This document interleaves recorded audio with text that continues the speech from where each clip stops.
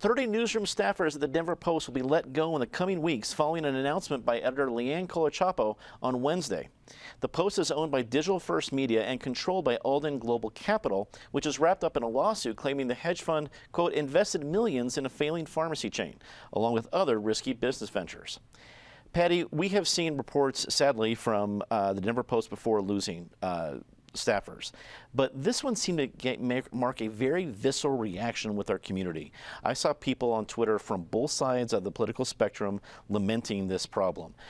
So the statistics of when the Rocky was still around, there was, I think, 480 journalists working a daily beat, and this would possibly bring it down to, I think, around 60. What was different about this reaction, and do you think there might be some different outcomes? Well, what was different this time is people really realized we could become a no daily newspaper town. 10 years ago, we still had the Rocky Mountain News, which was great. We had the Denver Post, and the Denver Post newsroom was 10 times what it is today. It was 300. It was 3 times what it is today. So now we're a little under 100, and it's being cut again by a third.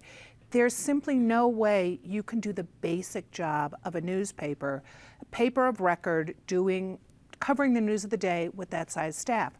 It's especially egregious because Alden Global has the money. They are taking money. They are wringing money out of the Denver Post. Love it or hate it, the Denver Post, you don't want the money going to Alden Global. They don't need it. It's this hedge fund that is as cynical and as horrible as you can imagine in what they're doing with the Denver Post. They won't sell it to people who've approached them. They just are trying to basically dehydrate it until it's gone. And I drove by on the way here, and you saw the Denver Post building back in the day when we had the JOA, that beautiful building on the corner of Civic Center when we had 2 robust newspapers, albeit in a JOA. We thought we would have a lot of information. Now it's just a trickle. And it's not a failing newspaper. I think we've passed that era where newspapers are failing. The newspaper is actually doing well profitably. It's the matter of the management, as you mentioned. David, there's a lot of great independent, smaller news operations in Colorado. Complete Colorado is doing a great job, Colorado Independent, but each of those is working with a handful of staff, if that. This is the largest staff that we have for and a daily operation. Does something bigger need to be done? Is there a bigger impact that needs to be brought up? Yeah, as Patty said, it's catastrophic for the functioning of our democracy because it depends on information, and all those people, down the information food chain who comment on a blog or whatever, it all goes up to the reporter who originally reported the news and did the footwork and the shoe leather and all that. Now, there have been layoffs at the Post and the demise of the Rocky, which were caused by people trying to be freeloaders and all just like read things online and not pay for a subscription, and the Post properly put up a paywall for that, and other things. Craigslist killed the classified ads.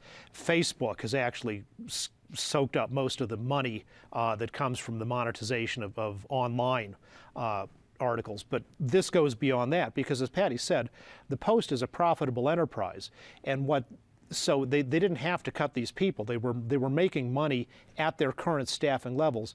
What this despicable hedge fund is doing is really like a slumlord. As you say, we'll never repair the building. We'll actually go in and break things in it sometimes, and we can continue extracting money, like from legacy print subscribers like me, which I probably always will be as long as the Post exists, and rather than sell the building so it could be built into something useful, we'll just let it continue to deteriorate until the whole thing falls apart. We need a good quality daily newspaper in Denver. We won't have that. Haven't had that for a while. It's going to make it worse, and I hope someone comes in. I think there's room for somebody to start up a new newspaper of quality in Denver and invest some money for a while, and they'll far outdo what the Post is able to do with its now decimated staff. Eric, I guess I wasn't shocked. My time on the show is maybe a little more cynical than I should be to see people who are attacking the Post for, well, this political stance. But the newspaper is going to be there for all political stances.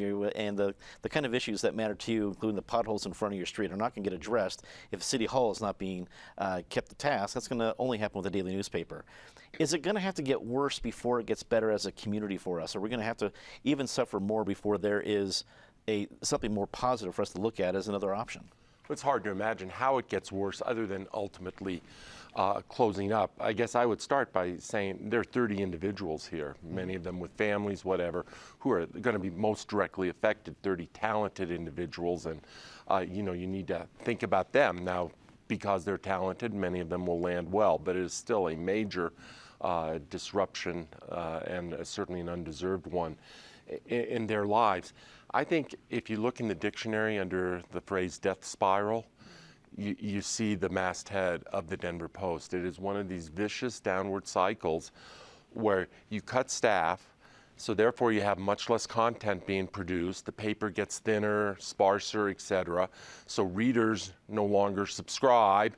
Readers no longer subscribe, so you don't have the subscription numbers, and therefore print advertisers no longer use it or pay a lower advertising rate, and it just viciously cycles down. And I think that is what is happening to the Post. Patty and David are absolutely right about the hedge fund, the Alden hedge fund. I mean, just acting, giving the worst possible notion to Wall Street greed or whatever it is. And I'm not one that usually wants to pile on there, but these guys earn every invective that can be thrown their way. I read Mike Litwin's column in the Colorado Independent a few hours ago before coming over here, and Litwin was talking about Phil Anschutz and begging Phil Anschutz to take it. And Anschutz, as Lord knows, been interested in it before, but this group just won't sell.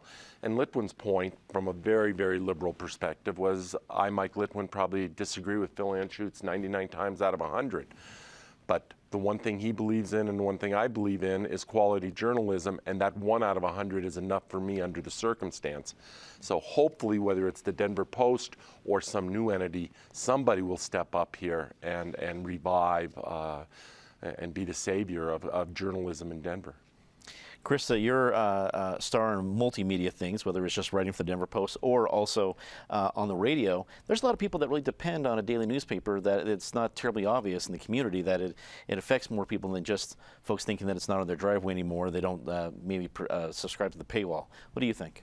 No, print journalists are kind of like the plants in the animal kingdom. They're the source from which everything else depends, whether we're talking TV, radio, other enterprises that like blogs, people that comment on the news. These are the investigative journalists that are out there doing the work. We need the Denver Post. I grew up watching my folks read the Denver Post. I now write for the Denver Post.